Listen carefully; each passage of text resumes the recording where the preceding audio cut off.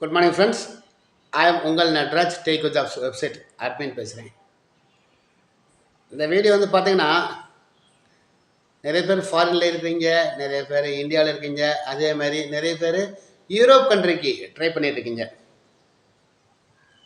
ஐடியாக இருக்கட்டும், டிப்ளமோவாக இருக்கட்டும், பிஏ படிச்சவங்களாக இருக்கட்டும், அதே மாதிரி அரியர்ஸ் உள்ளவங்களாக இருக்கட்டும், எல்லோருக்குமே இந்த வீடியோ ஒரு 5 நிமிஷம் வீடியோ ஸ்கிப் பண்ணாமல் பாருங்கள். உங்களோட வாழ்க்கைக்கு ரொம்ப ரொம்ப பயனுள்ள விஷயம்.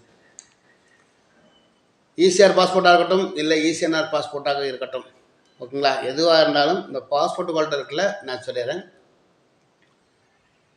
இன்றைக்கி எங்கள்கிட்ட வர்ற நிறைய ரெக்ரூட்மெண்ட் இதுகளில் வந்து பார்த்திங்கன்னா, நிறைய யூரோப் கண்ட்ரிக்கு நிறைய ஜாப் ரெக்ரூட்மெண்ட் நிறைய வருது.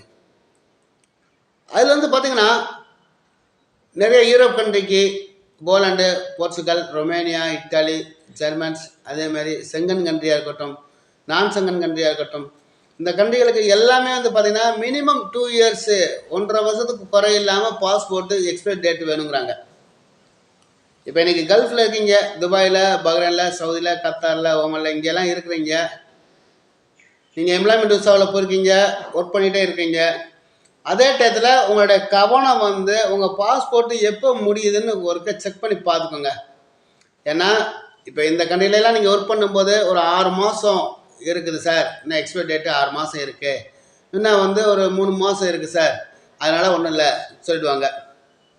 இன்கேஸ் நீங்கள் துபாயில் ஒர்க் பண்ணீங்க, இல்லை சவுதியில் ஒர்க் பண்ணீங்க, இல்லை கத்தாரில் ஒர்க் பண்ணீங்க, ஓமனில் ஒர்க் பண்ணீங்க, நாளைக்கு ஒரு ஃப்ரான்ஸ் கிளம்புறீங்க, இல்லை ஒரு ஜெர்மன் கிளம்புறீங்க, இல்லை ஐரோப்பிய நாடுகளுக்கு கிளம்புறீங்க, செங்கன் கண்ட்ரிக்கு ட்ரை பண்ணிங்கன்னா குறைந்தபட்சம் உங்கள் பாஸ்போர்ட்டு 2 வருஷம் வேலிடிட்டி கேட்குறாங்க. இப்போ நீங்கள் துபாயில் ஒர்க் பண்ணீங்க, இன்னும் ஒரு 6 மாதத்தில் உங்கள் பாஸ்போர்ட் முடியுது. இந்த டயத்தில் நீங்கள் வந்து ஒரு செங்கன் கண்ட்ரிக்கு அப்ளை பண்ணுறீங்க, ஏன்னா உங்களுக்கு விசா அடிக்கிறதுக்கு கேன்சல் ஆகுது, ரிஜெக்டட் ஆகிடுது. அதனால் பாஸ்போர்ட்டை வந்து முடிந்தளவுக்கு உங்கள் பாஸ்போர்ட்டு எப்படி இருந்தாலும் நீங்கள் இன்னொரு 1 இயர் கழித்து ரெனியூவல் பண்ண போகிறீங்க, அதுக்கு இப்போயே பண்ணி வச்சுருங்க. உங்களுடைய பாஸ்போர்ட்டு குறைஞ்சபட்சம் ஒரு 2 வருஷம் வேலிடிட்டி இருக்கிற மாதிரி ரெனியூவல் பண்ணி வச்சுக்கோங்க. அதே மாதிரி நிறைய பேர் வந்து பார்த்திங்கன்னா இந்த துபாயில், கல்ஃபில் எல்லா கண்ட்ரிலையும் ஒர்க் பண்ணிட்டு வந்திருக்கீங்க. ஒரு 4 வருஷம் 5 வருஷம்லாம் ஒர்க் பண்ணியிருப்பீங்க. நிறைய பேர் வந்து நீங்கள் ஈஸியராகவே இருக்கீங்க, இசிஎன்ஆர் பாஸ்போர்ட்டாக மாற்றிக்கோங்க. ஏன்னா இன்றைக்கி ஒரு ரெக்ரூட்மெண்ட் வரும்போது பார்த்திங்கன்னா மேலே உள்ள ஏஜென்சிகளில் எல்லாம் என்ன சொல்கிறாங்கன்னா, இசிஎன்ஆர் பாஸ்போர்ட்டாக அவனை உடனே தூக்கு, ஈசிஆர் பாஸ்போர்ட்டா ஈஸியாரா வேண்டாம்ப்பா, அப்படியே மூஞ்சி தூக்குறாங்க, இருக்குங்களா? அதனால் ஈசிஆர் பாஸ்போர்ட்டு இருக்கவங்க எல்லாமே இசிஎன்ஆருக்கு கொஞ்சம் மாற்றிக்கோங்க. இல்லை அதே மாதிரி உங்களோட பாஸ்போர்ட்டு இன்னும் ஒரு 1.5 வருஷம் தான் இருக்குது சார், 1 வருஷம் தான் இருக்குது சார்னா நீங்கள் ரெனியூவல் பண்ணிக்கோங்க. ரெனியூவல் பண்ணுறதுனால தப்பே கிடையாது. எந்த நாடாக இருந்தாலும் நீங்கள் ரெனியூவல் பண்ணிட்டீங்கன்னா அடுத்து வேறு நாடுகளுக்கு போகிறதுக்கு உங்களுக்கு ஒரு நல்ல ஆப்பர்ச்சுனிட்டியாக இருக்கும். ஓகேவா?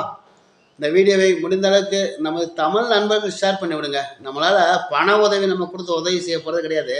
அட்லீஸ்ட் ஒரு டிப்ஸு, பாஸ்போர்ட்டை ரெனியூவல் பண்ணி வச்சுக்கிட்டா உனக்கு நல்லதுப்பா, சரி இல்லைங்களா? இதை ரெனியூவல் பண்ணிட்டீங்கன்னா நாளைக்கு வேறு நாடுகளில் ஒரு நல்ல ஜாப் கிடச்சதுன்னா ஈஸியாக கிடைக்கும். அதே மாதிரி நீங்கள் நாளைக்கு துபாயிலே இருக்கீங்க, நாளைக்கு வேறு கம்பெனிக்கு நீங்கள் ட்ரை பண்ணிங்கன்னா எக்ஸ்பைரி டேட்டு பார்த்துட்டு டக்குன்னு உடனே உங்களுக்கு விசா கொடுக்க வசதியாக இருக்கும். இந்த வீடியோவை முடிந்தளவுக்கு தமிழ் நண்பர்கள் ஷேர் பண்ணி விடுங்க. நான் மீண்டும் வருகிறேன். பை, சலாம்.